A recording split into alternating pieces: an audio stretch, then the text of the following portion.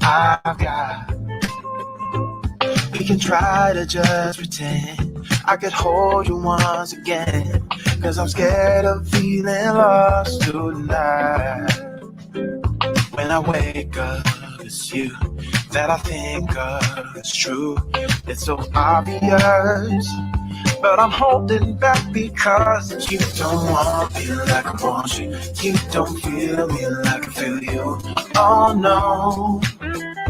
And I must confess, you don't touch me like I touch you. Never blush me when I kiss you, and you don't. And I must confess that I wish I'd find someone new and forget about you. Forget about you. Forget about you. Forget about you. Forget about you.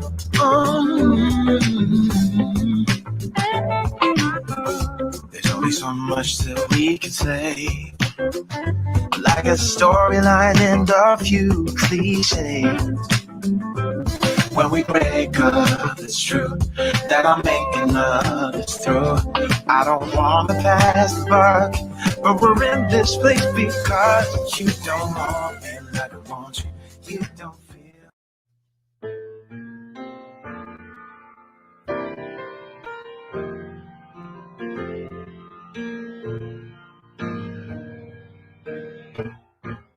Lift every voice and sing till earth and heaven ring.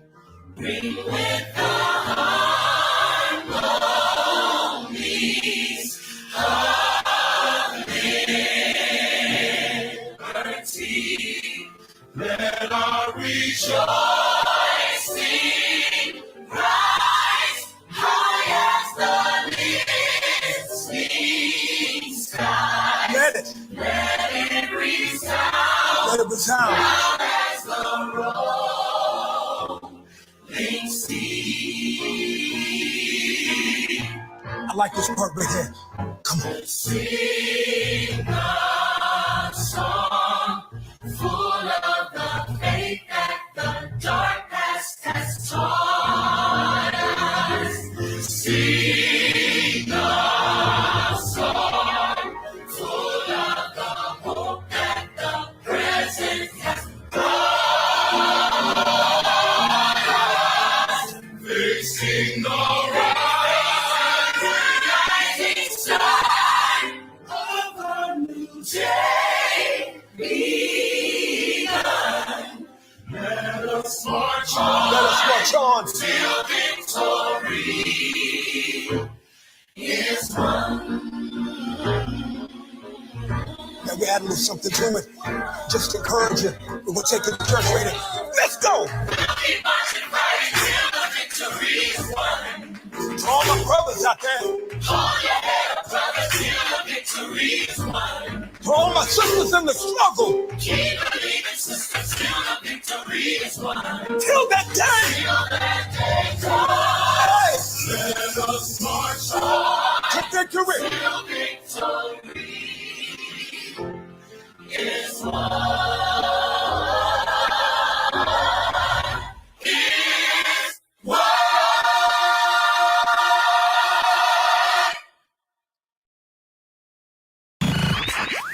Now listen here on the Unbought and Unbossed show with DaVante Goins. He's here to skip past all the drama by reporting on news stories that are relevant to Black America without all the hyped up false context that drives ratings. Our news deserves special attention, and DaVante intends on giving it that attention right here on this show. Right now, this is the Unbought and Unbossed show with DaVante Goins.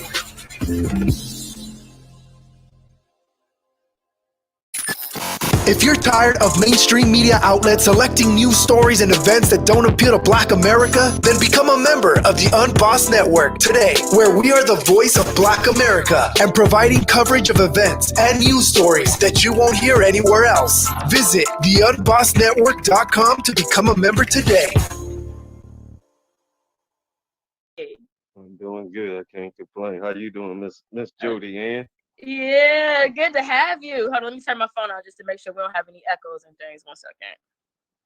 All right. How does it sound on your end? Everything's going good. Just trying out, you know how it is, trying to make it get through this phase of getting signatures. That's about it. How's everything going on your end? Okay. So can you hear me okay? Oh yeah, I'm good. I can hear you. Can you hear me good? Okay. Your voice is kind of like low a little bit. Let me see if I get my phone here together.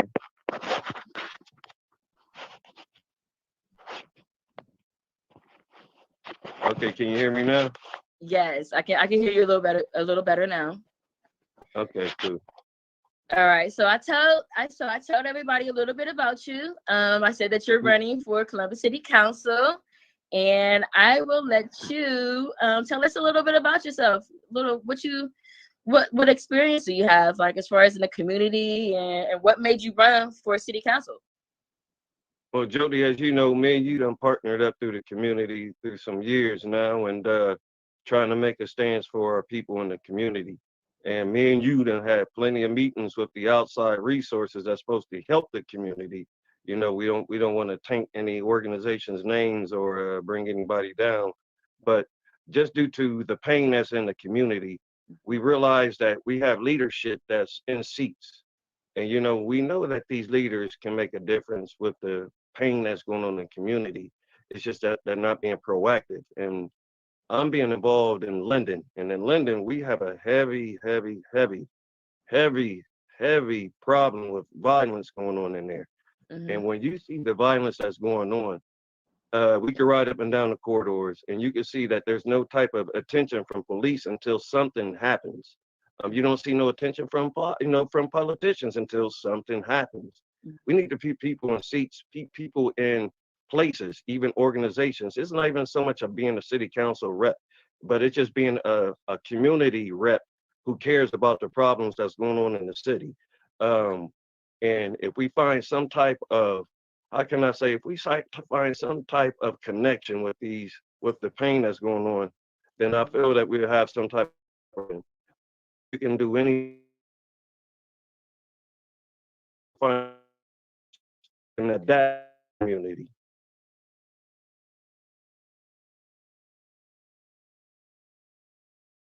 If you ain't loyal, and listen, communities have discerning spirits. They know if you're for them and they know if you're not for them. And just from the previous actions from that's being taken place, you haven't seen no type of leadership other than the ones that actually care about the community and who's doing boots on the ground in the community.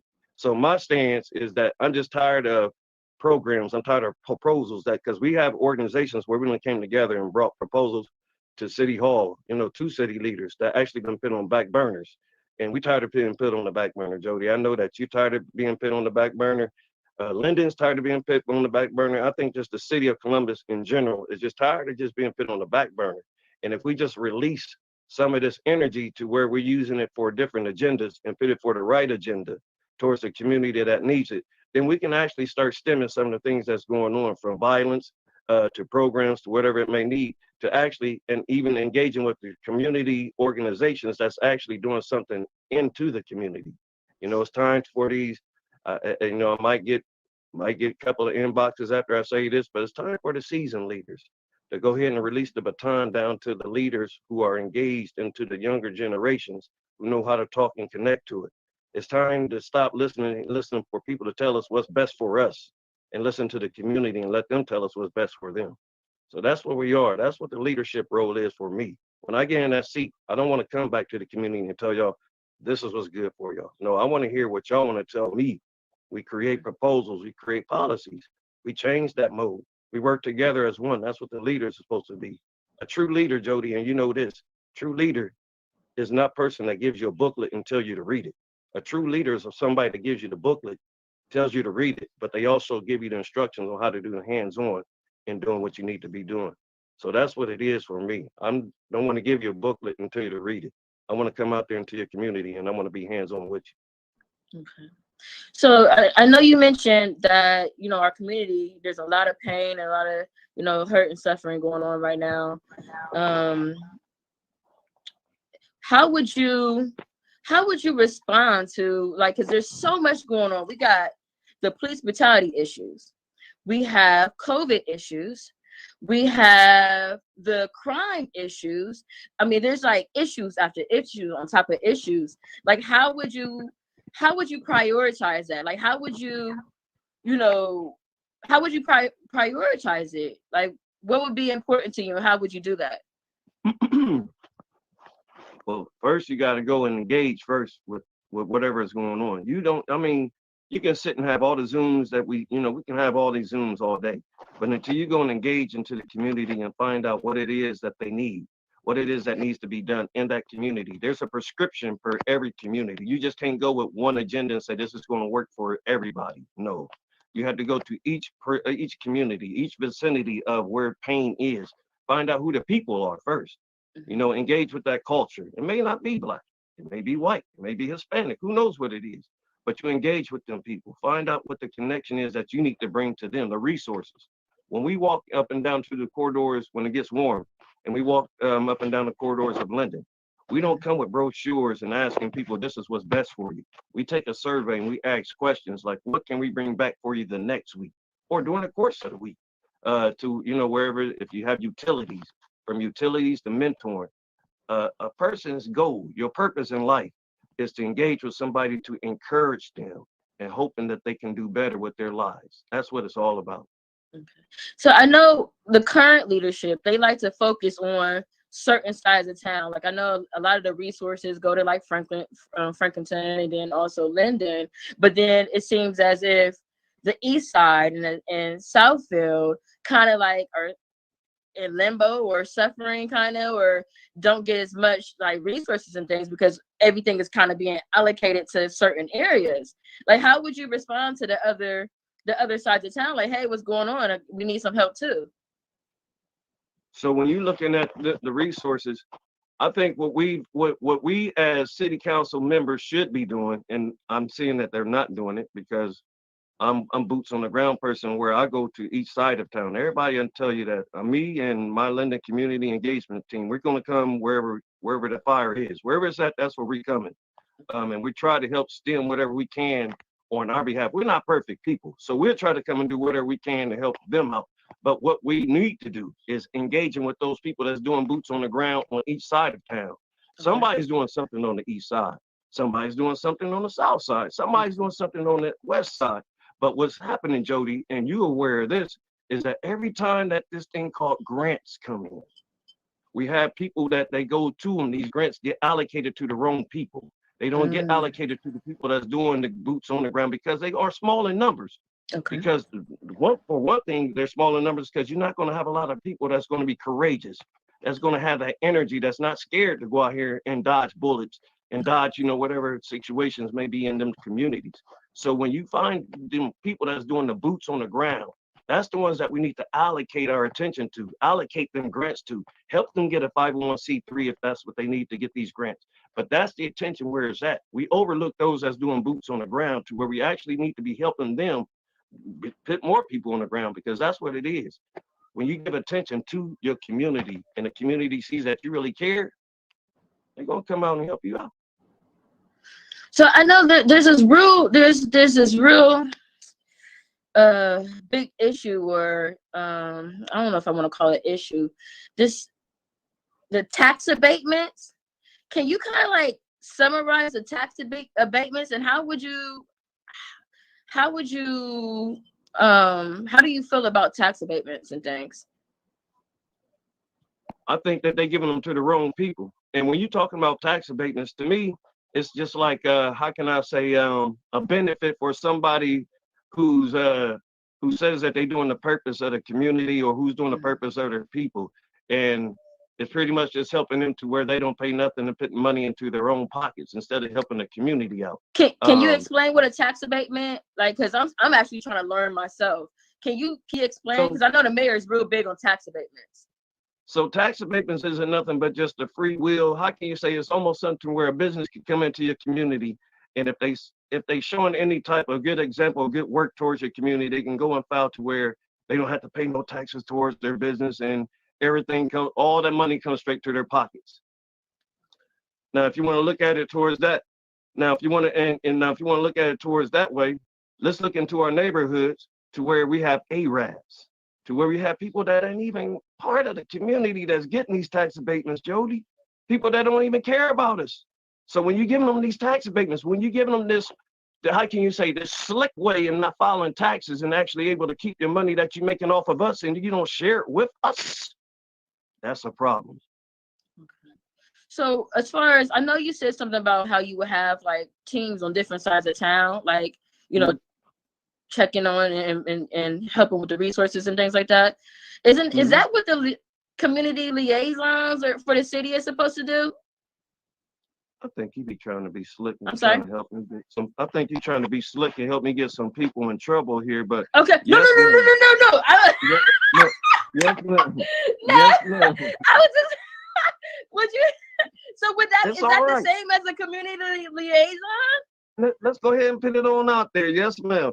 The position of responsibility. We don't have to. We don't have to touch him. I just wondering, like, is that the job of a community liaison? That's what it pretty much is. You know, they cover the atmosphere. They're supposed to see what the environment is, the temperature is. So they cover that. But you just can't put that in the neighborhood liaison's position there. You got some people that's called your community's commissioners, your neighborhood commissioners. Let's not take them off a track. Them is the people who actually supposed to report to city council, reporting the issues that's going on in your community. Where you have several people that's supposed to go through districts or streets, can we say, or even little avenues. So how would the community get involved with like the civic associations and civic associations and area commissions? How do people get involved in that stuff? They had to find out where when the meetings are, and due to the pandemic, a lot of these organizations, civic associations, and commissioners are having Zoom meetings, but you are more than welcome to find out the links and get attached to them so you can go onto these links and be a part of them. And that's one thing that I'm encouraging everybody to do is find out who your civic association is in your community or who your area commissioners are for your area. And make sure that they get the attention, make sure you get the attention that you need so they can do their work. Put them to work. Call them, find out who they are, make sure that they're doing their jobs. They're supposed to come through and find out what you need. So let's make sure that these people in the leaderships that's actually, supposed to be governed and supposed to be reporting these things to the city, and they're not doing it. I mean, some people are. Let's not taint everybody that's doing the work in the community. But you do have some people that's not doing stuff. But if they were doing stuff, then we wouldn't be involved in stuff. Does that make sense? Okay. So say we're going to say you are. So once you become a city council member, right? So what are the first few things that you're going to do once you're elected?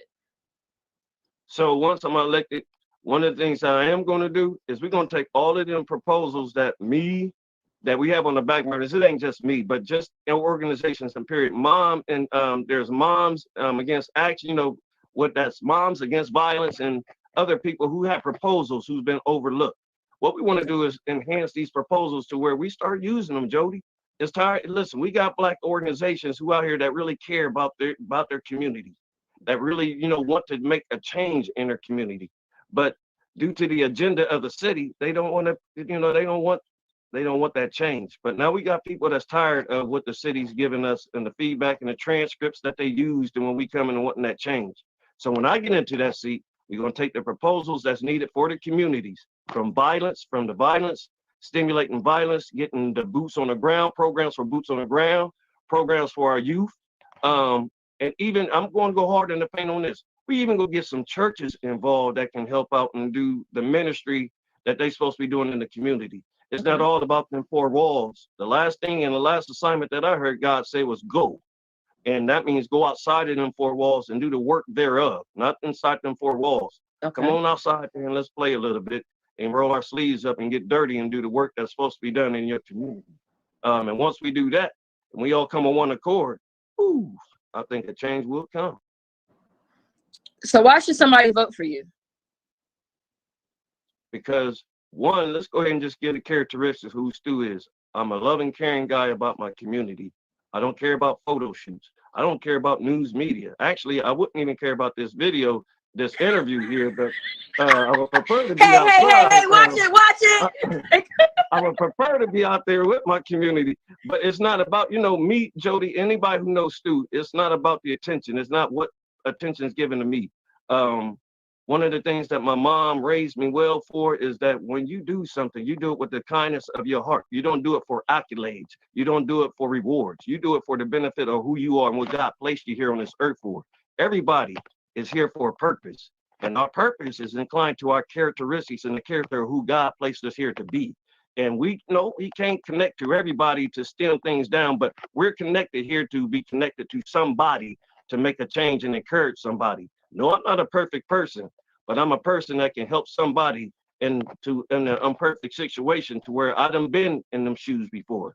I done been in that pain before. I work for Marlon Gary to where I bury bodies every day.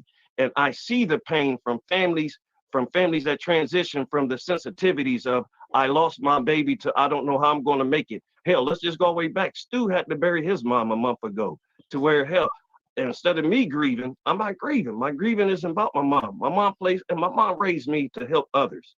Now I do have times where I do grieve her because we all miss our mama. Your mama's an important factor in your life. But my mama also raised me to understand that the life and the value of my life is what I can do to help others before I end my life here. So right now, and I'm sorry to hear about the loss of your mom. Okay. And also you buried my friend that passed away in November. And I want to say I haven't well, I told you at the funeral, thank you, but thank you again. I mean, you do amazing work. And we appreciate it and we love you for that. And thank you. And you just touched on the pain as far as like losing our loved ones to the gun violence and just losing our loved ones. What would you say to some of the young people right now that's out, they're out protesting, they're fighting for justice, they're fighting for advancement, and right now a lot of them feel hopeless. They're looking for leaderships and leaders to lead them. What type of advice, what would you say to the young people that's just trying to find their way right now through difficult times like this? We all been through that. We all been through that. Sheila, who I see is on here as well. We all been through that, how can I say, that phase in our life to where we want to be aggressive for a change. We was eager to make a change, rather it was on the South Field, whether it was on the East Side, West Side, North Side. When we was at that age of them kids of today, we was aggressive and we did things in our own way. We always had a plan, but we always planned it in our own way. The people in our circles that we was connected to, that's the changes that we tried to make. This generation right here downtown, the downtowners and all these other young kids, they're much more, how can I say, their energy is much more directed towards if we don't get it, then we come in to fight by any means necessary.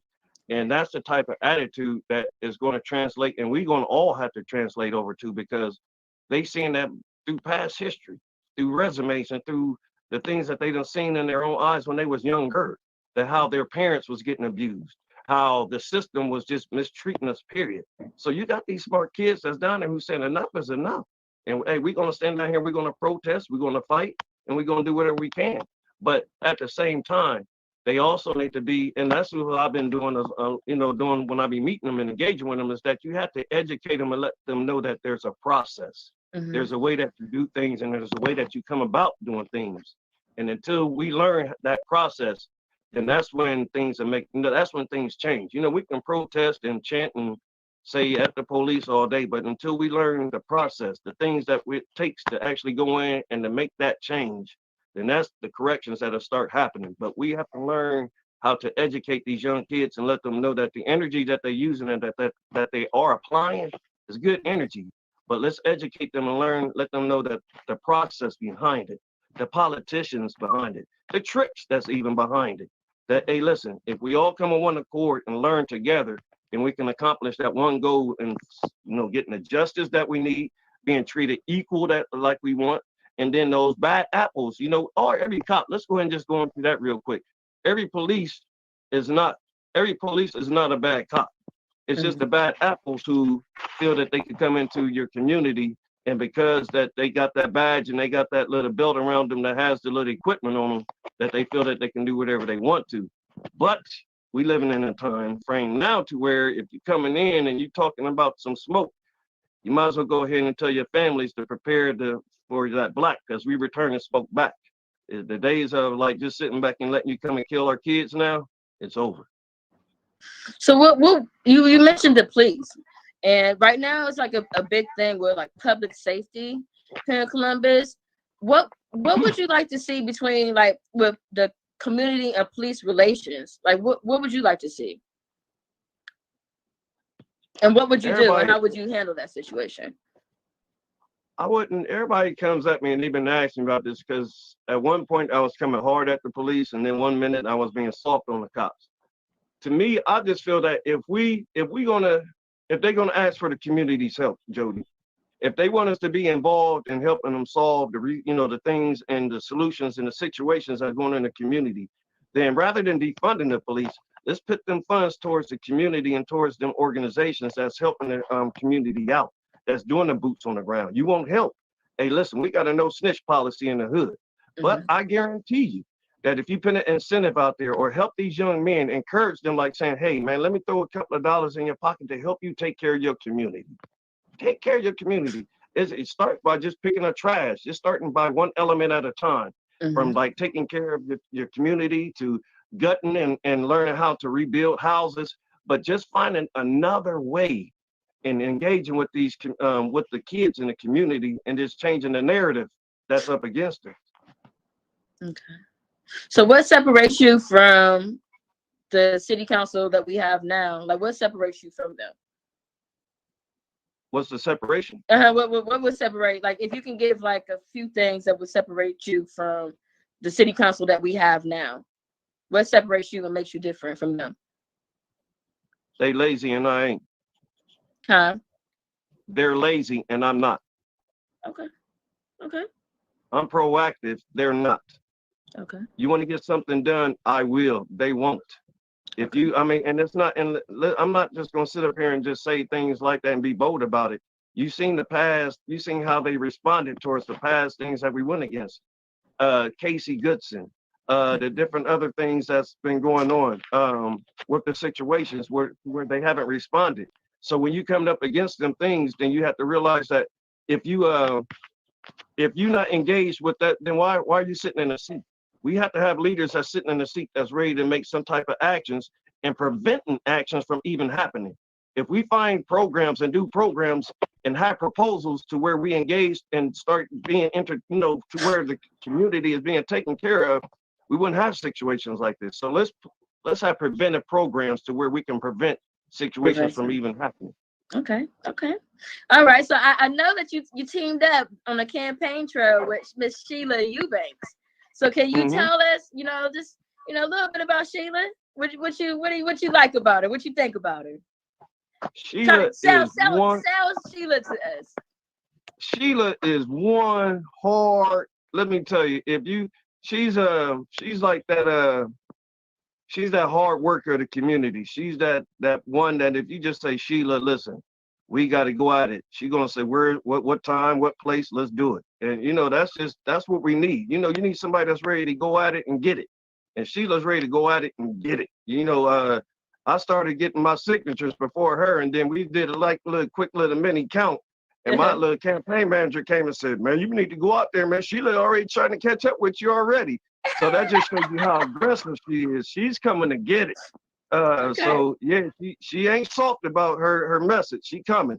Okay.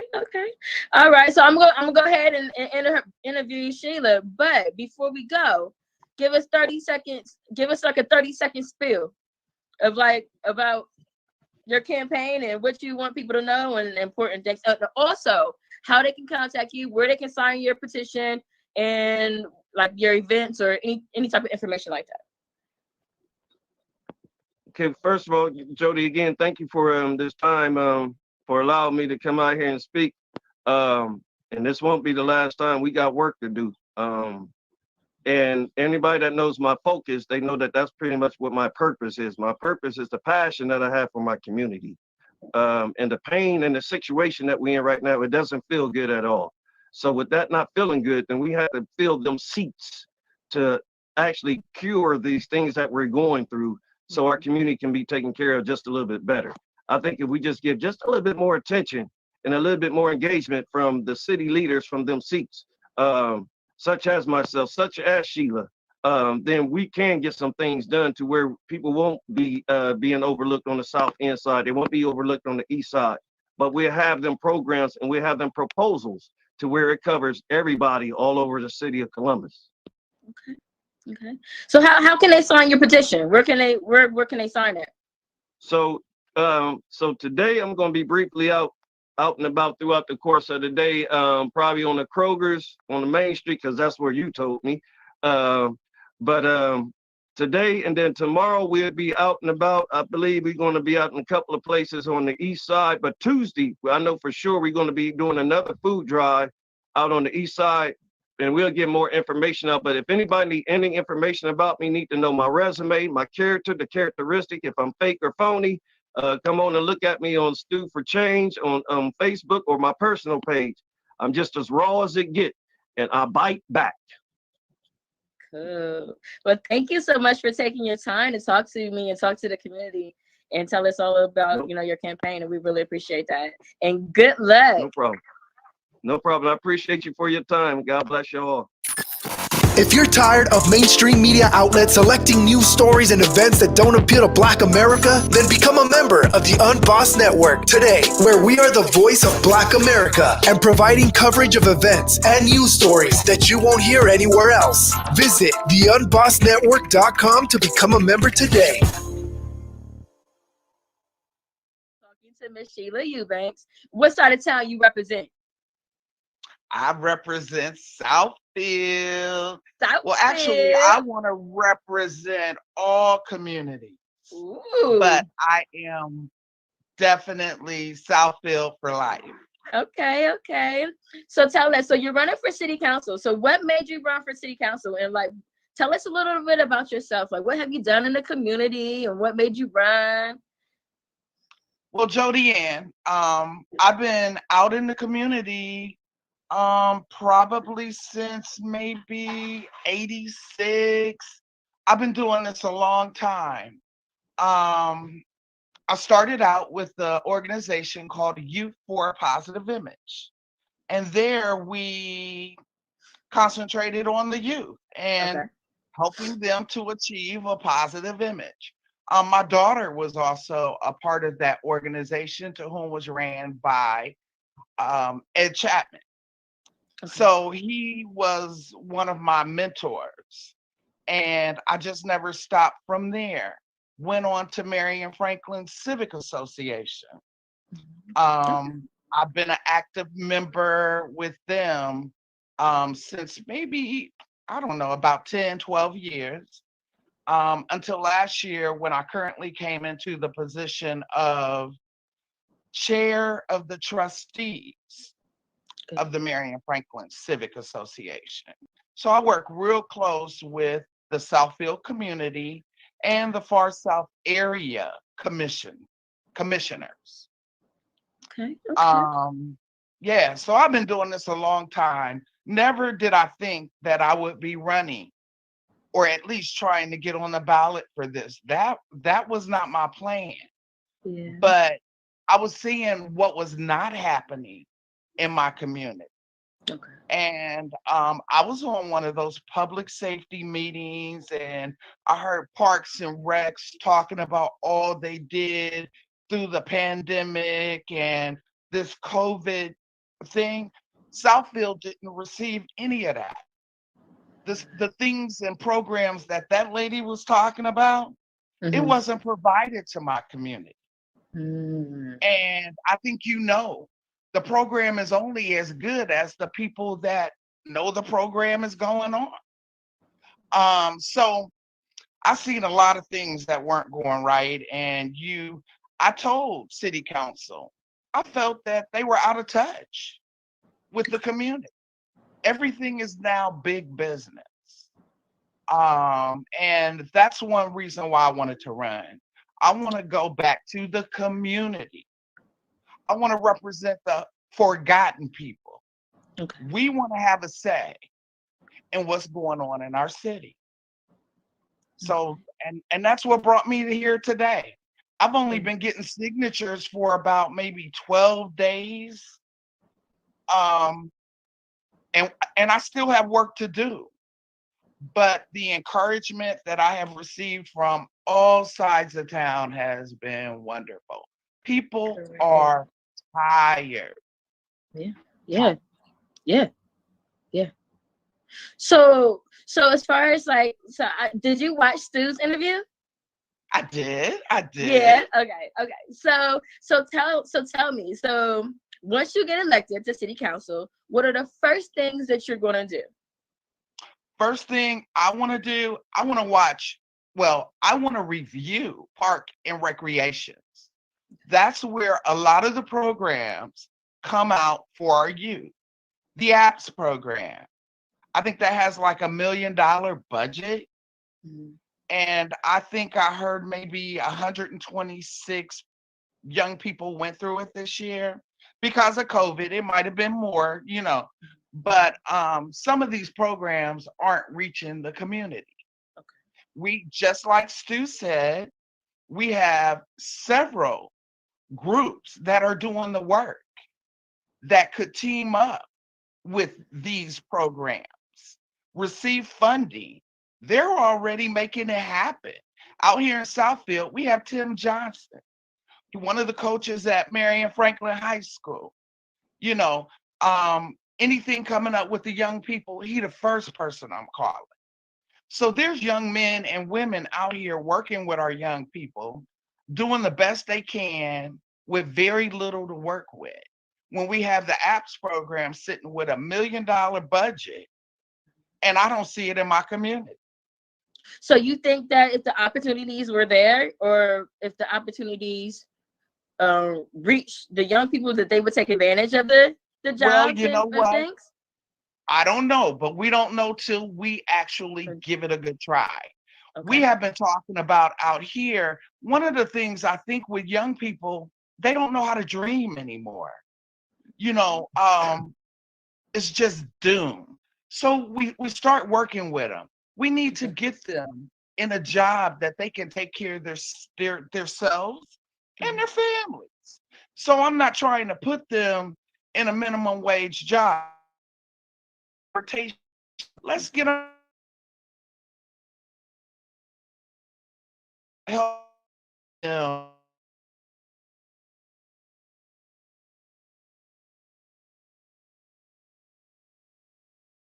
Get a job, they would have to have certain skills. How would they? I know a lot of things aren't being taught in school anymore. So where would they get these skills from? We're actually looking to start a program where we will do soft skills. We will do all wraparound employment support program. We will explain to them when you go onto a job site like Honda, what to expect. Attendance is big. We need transportation. Sometimes to get the Honda is a long way, it's a good distance. But if we can provide transportation, let's say 8 months, they save their money, they could get a car and eventually, be going to a job that they can make decent money. And there's other employers, I just say that because I'm familiar with Honda and I see it every day. So we help them in every way to succeed.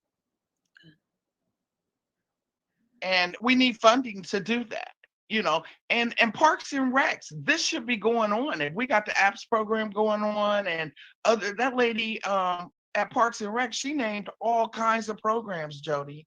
I had no clue. And a lot of the COVID related pandemic programs that were out there, I never received any information. I had to research it. Then when I went down to 1111 to get information on it to bring back to my community, they gave me a stack of information in Spanish. So my community never really we had to use different Facebook pages to let them know snacks are being served at Berry Middle School or food is being given away, and that's another thing. Food, if it wouldn't be for another organization I'm attached to, I think Southfield gives out produce maybe once a month, but nothing was brought into our community except by our community. And that was so unfair. And then when you ask questions, you get the same old song and dance. And maybe I'm thinking if I'm sitting at the table, maybe somebody will listen.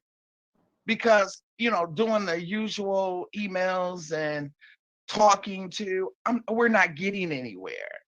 Southfield is an area that's situated between Rickenbacker and Children's Hospital.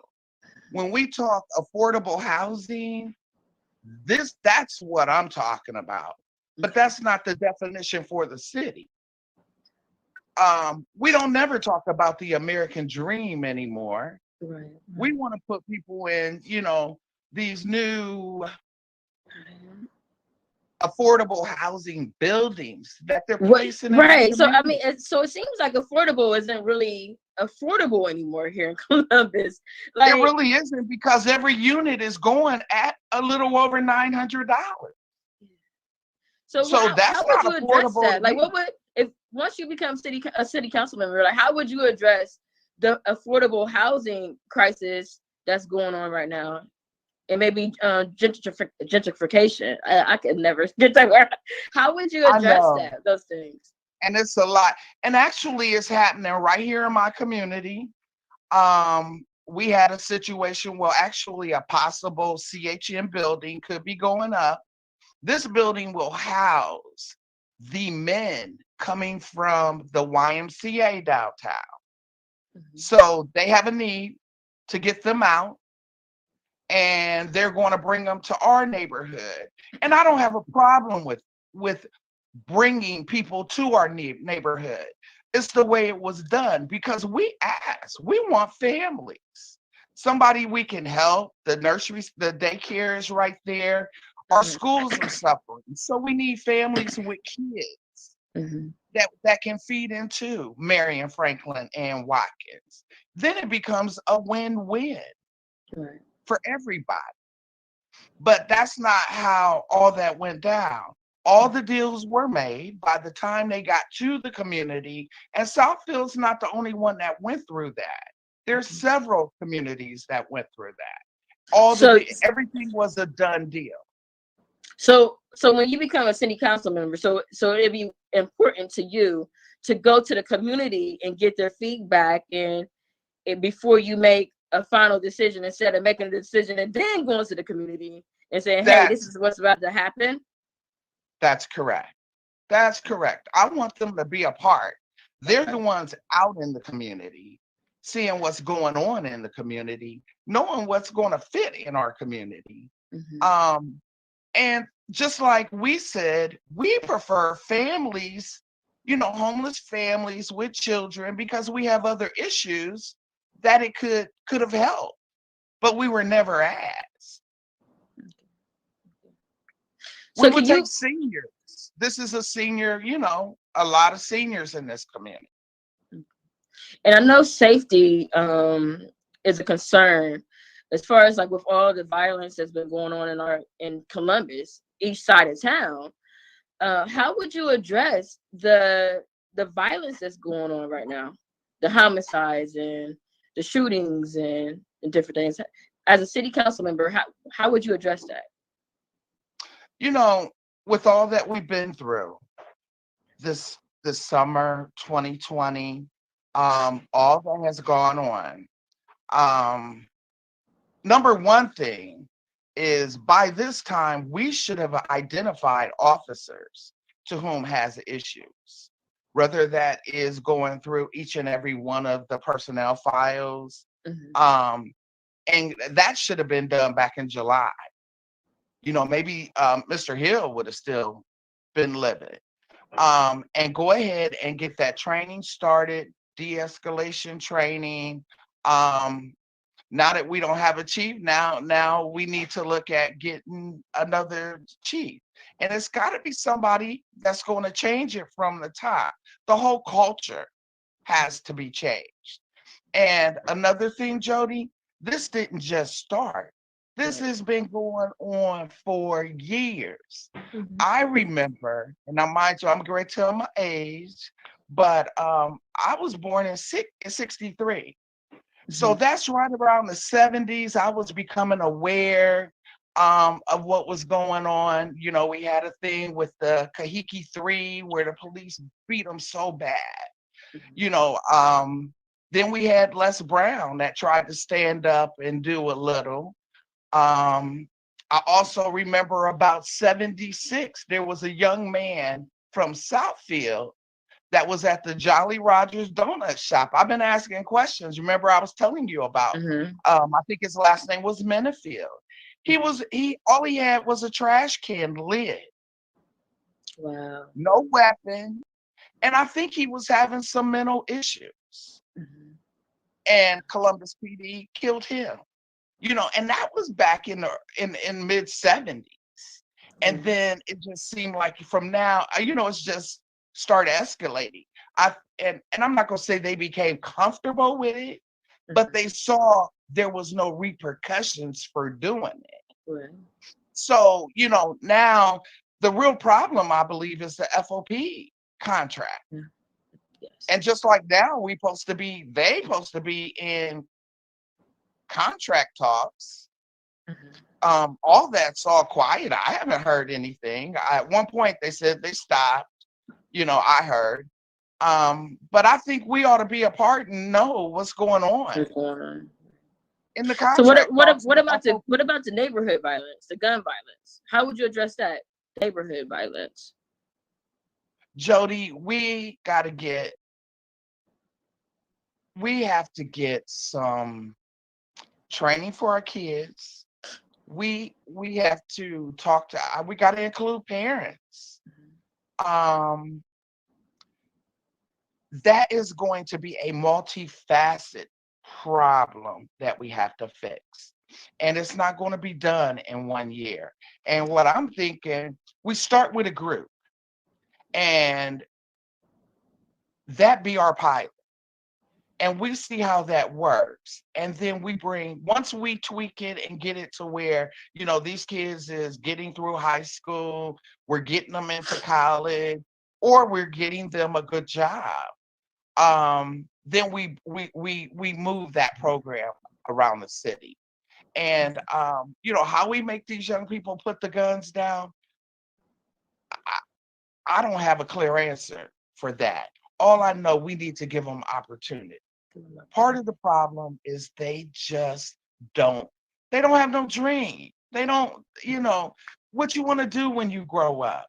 And part of my program, I like to ask them, what is it you want to do? I don't want to just put them where I think they need to fit.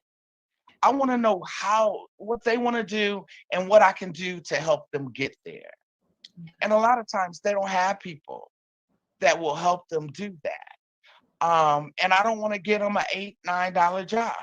They need a job where somebody used to make it $2,000 a week, and you get them a job where they, making $64 a day.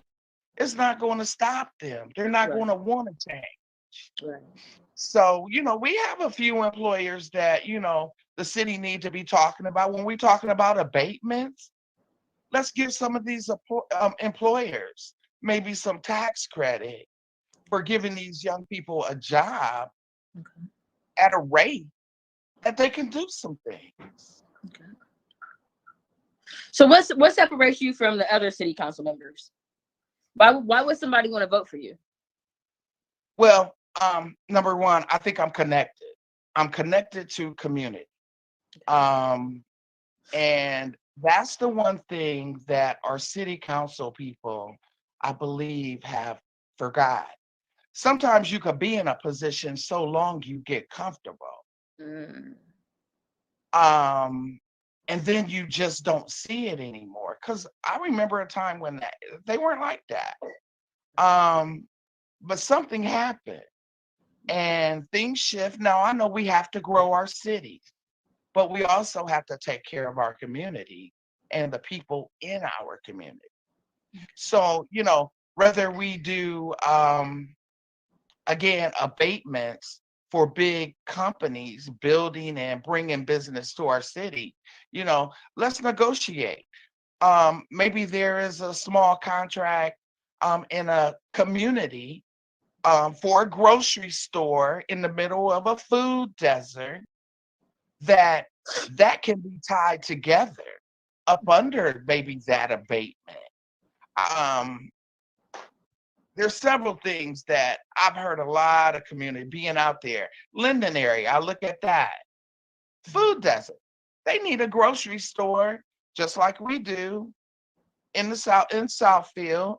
Our people, our seniors got to drive, 5 miles to Great Southern or go on Main Street. That doesn't make sense to me. Right. So when we talk about development in the community, nobody ever has nothing to say.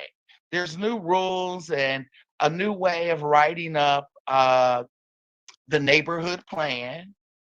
And I also would like to watch the Department of Neighborhood because I don't see what they're doing. You talked about our city liaisons. I work very close with them. I don't see what they're doing. I'm doing. Mm-hmm. Mm-hmm. So I'm just So calling how it how like will people I see it. how will people be able to sign your petition? Where do they find you? How can they find you? Well, actually, my petition is at B&M Carryout on Lockbourne, behind the counter, and you could just ask the clerk, come in and sign. We will be doing a couple of projects. On Tuesday, we will have a produce giveaway, and we will be somewhere, in the area of that. And I probably will be at the Save a Lot from about 4 to 6 today. Is there, like, do you have a Facebook page, or can they contact you on Facebook, or? They can contact me on my personal Facebook page, or either they can actually call me. My phone number, 614-354-1282. Can you say that? 1282.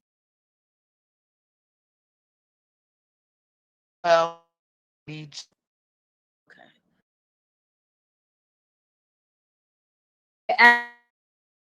As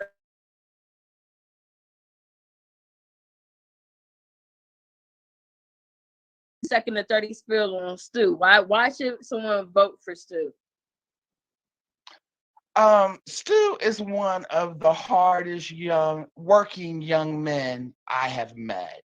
I've watched him month after month, Monday after Monday, Sunday after Sunday, doing his events in the Linden area.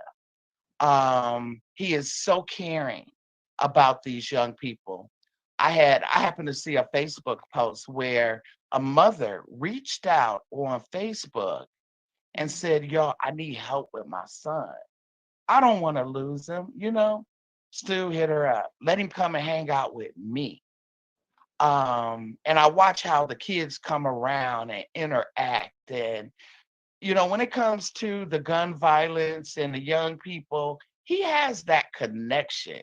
He goes where I can't go. And that kind of makes us a good team. He has his attributes. I have my attributes. But when it comes to them young people and them respecting him and he cares about them, I have a great deal of respect for him. And that was a good choice for us to run together. Linden and South. Good. So, okay. So with us about to close out, tell us a little bit about, okay, so if you got to do like a 30-second spiel about your campaign and why they should vote for you, can you give us a little summary of why someone should vote for you for city council, for Columbus City Council? Well, why you should vote for me, Sheila EuBanks. I am very connected to the community. I am going to represent all communities. I am going to represent the forgotten people. We're going to give community a voice. I'm going to give community a voice. I'm not going to say I have a civil engineering degree. I don't.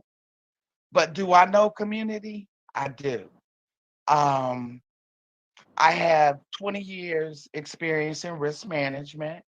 And that can work towards bringing some savings to the city. But just based on the fact of how it's been going for our community, I will be your choice in representing the everyday forgotten people. Okay. Well, thank you so much for interviewing with me. I really appreciate it. I enjoy talking to you. Jodi, this is probably one of the most calming interviews I'll ever have. Yeah. You know how I feel about you, and I thank you for taking the time to talk to me in this manner. You know it, you're my girl, so I had to make sure I get, try to do my part to make sure that, you got out there and got to tell, talk about your campaign and how wonderful you are. And good luck. I'm so proud of you for taking the step and, getting out there and making a difference. I kept asking. I kept saying, who's going to do it? Who's going to do it? I was going to back whoever wanted to do it. Mm-hmm. Nobody said they would do it. Yeah, man, you had to talk us several times. I'm like, are you gonna do it? Are you gonna do it? Are you gonna do it? And when I saw that you said you're gonna do it, I was like, yeah. So yeah, I'm so happy. So I wish you well. I know you're gonna do great. Getting the rest of your signatures and things like that. And I will, also push your fires and things and keep everybody in the loop and try to do my part to get you out there. All right. Appreciate you. You're welcome. All right. Make sure you stay warm. It's cold out there. I know. Isn't that the truth? Yeah. Thank you. You're welcome. Have a good day. All righty.